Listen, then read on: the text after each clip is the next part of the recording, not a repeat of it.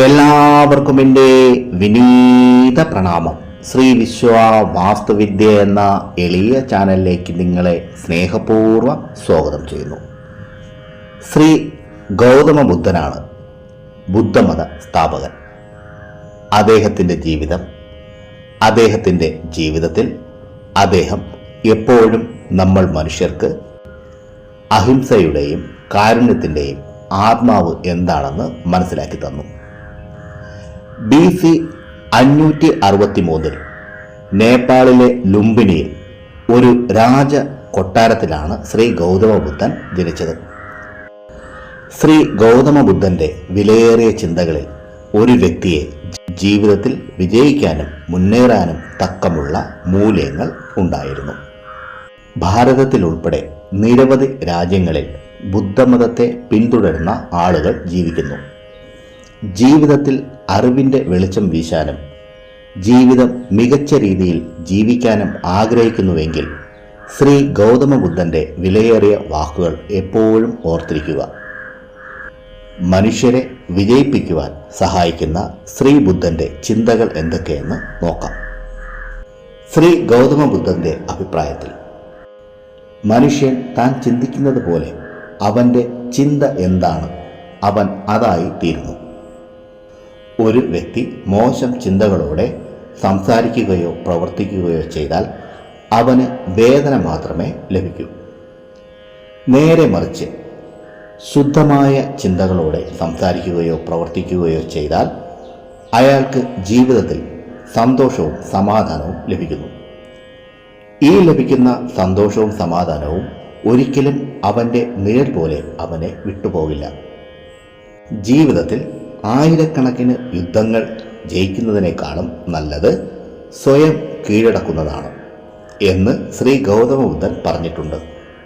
നിങ്ങൾ സ്വയം കീഴടക്കിയാൽ വിജയം എപ്പോഴും നിങ്ങളുടേതായിരിക്കും.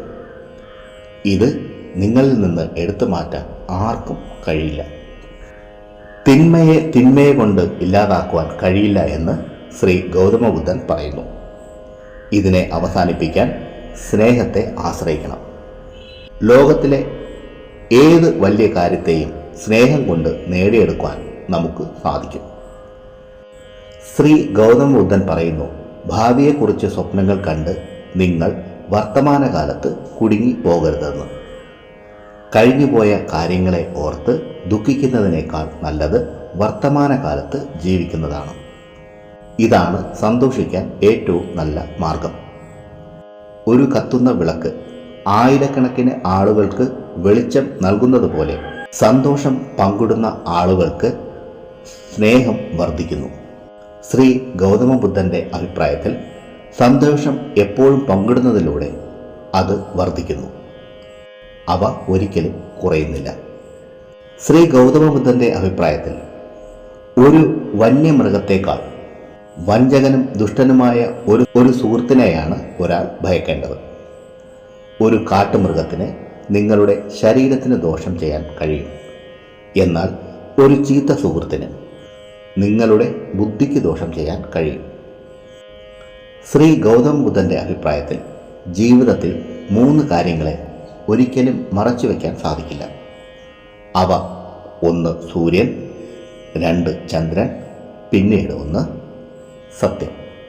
ശ്രീ ഗൗതമ ബുദ്ധൻ പറയുന്നത്, നിങ്ങൾ എത്രയോ ഗ്രന്ഥം വായിക്കൂ, എത്രയോ നല്ല പ്രവചനങ്ങൾ കേൾക്കൂ, ഇതിലൊന്നും ഒരു ഉപയോഗവും നിങ്ങൾക്കുണ്ടാവില്ല.